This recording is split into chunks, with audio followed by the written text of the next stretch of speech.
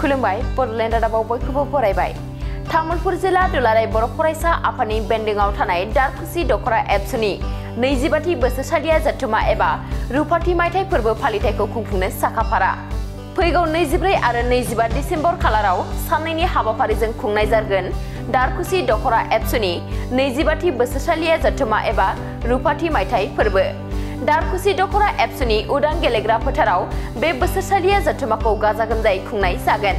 मख'नो नांगोन दि दारखुसि दखरा एबसुनि 25थि बोसोरसालिया जथुमा एबा रुपाथि मायथाइ फोरबो फालिथाया डिसेम्बर दाननि फैगौ 7 आरो 8 खालाराव खुंफुंनाय जागोन होननानै सिगाङाव फोसावनाय जादोंमोन। नाथाय माखासे एंगारहायै जाहोननि थाखाय सिगांनि फोसावखानाय खालारखौ सोलायनानै फैगौ 24 आरो 25 डिसेम्बर खालाराव गाजा गोमजायै खुंफुंनाय जासिगोन। बे बाथ्राखौ मोनसे खौरांगिरि मेलनि गेजेरजों दारखुसि दखरा एबसुनि आफादगिरि सानसुमा बर'आ मिथिहोयो। दिनै मोनसे गोनांथार मोनसे हाबाफारि लानानै खौरांगिरिफोरनि मोनसे मेल लानाय जादों दारखुसि दखरा दुलाराय बर' फरायसा आफादा।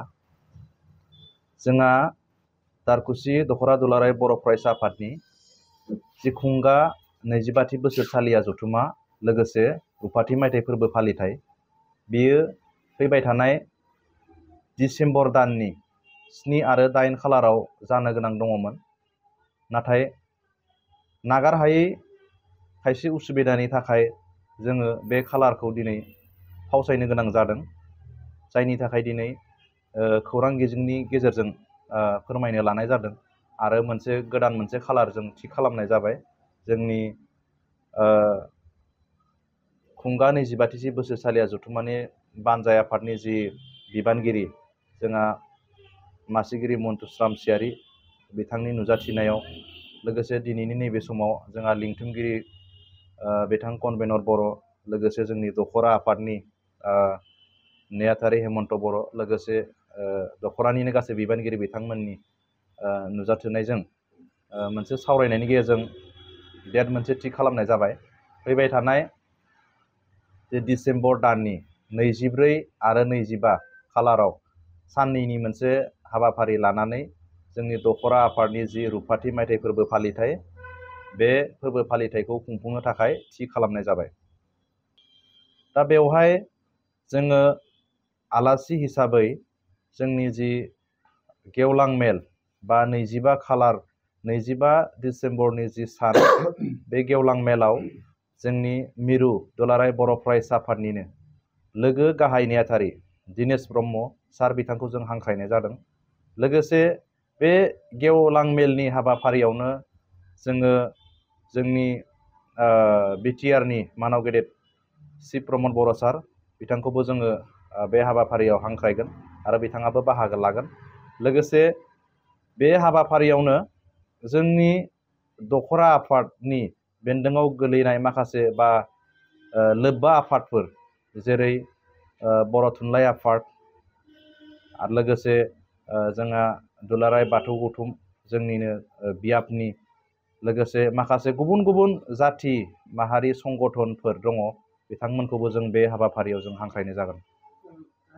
गाहायै जोङो देग्लाय जिहेथु जोंहा दुलाराय बर' फरायसा आफाद बा दारखुसि दखरानि जिहेथु रुपाथि मायथाइ, दा बे हिसाबै जोंहा बै समनिफ्राय जोंनि मावबोनाय फरायसा आफादनि मावबोनानै बारग'लांनाय जोंनि आगुनि बिबानगिरि बिथांमोनखौ जोङो बै हाबाफारिनि गेजेरजों बा जथुमानि गेजेरजों जोङो जोंनि जेसेबांखिनि खामानि मावलांबाय बिथांमोनखौ जोङो हांख्रायनाय जागोन। नैबे हाबाफारियाव हांख्रायनानै जों मोनसे बरायनाय आरो मान बावनाय बे हाबाफारिया थागोन।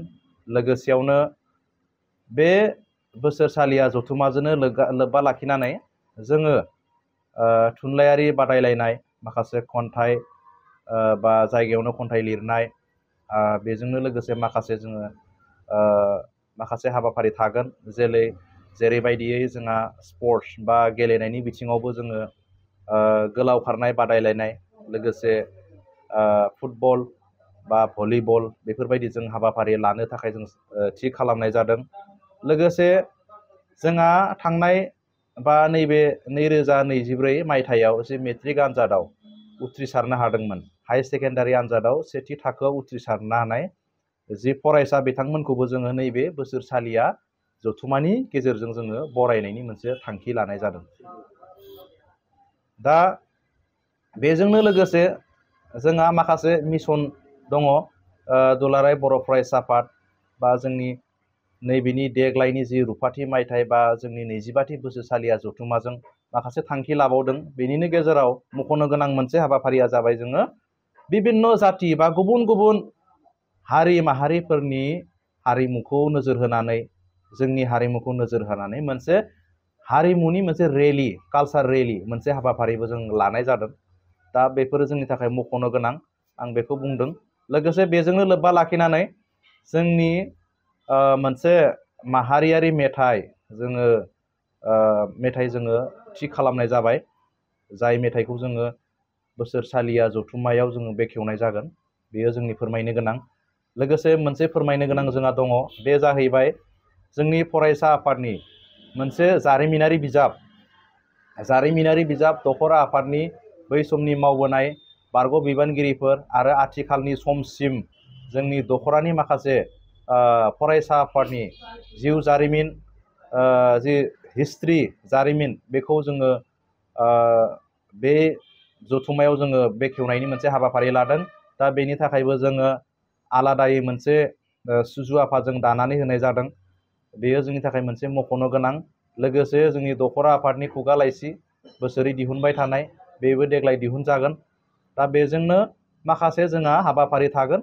जायफोर हाबाफारिनि गेजेराव जोङो गोजोन आरो खौसेथिखौ नोजोर होनानै जोंनि फारौ बिर होनाय हाबाफारि आरो माखासे जोंनि रुंसारि जायफोर गेदेरमा रुंसारिफोर मुंख्लं जालांबाय बिथांमोनखौबो जों गोसोखांनानै जों आलारि बाथि फोजोंनाय हाबाफारि बेफोरबायदि गुबुन गुबुन जों हाबाफारि लानाय जादों आरो खावलायनो सानोदि नैबे जोंनि जि बोसोरसालिया जथुम्मा बा रुफाथि मायथाइ फालिथाय दा बेवहाय आंनि खावलायनाय जोंनि माने खना खनला थानाय गासै रायजो राजा नोंथांमोन आइ आफा नोंथांमोन जोंनि ओनसोलनि गासै रायजो राजा नोंथांमोन जोंनि दारखुसि ओनसोलनि गासै मेलेमजिबि नोंथांमोन आं नोंथांमोनखौ खावलायनाय जायोदि जाहाथे नोंथांमोना राव हारिमु धोरोम बासिलाया जासे जोंनि जि बोसोरसालिया जथुम्मा बेवहाय बा रुफाथि मायथाइ जि खुंनो गोनां बेवहाय नोंथांमोना जाहाथे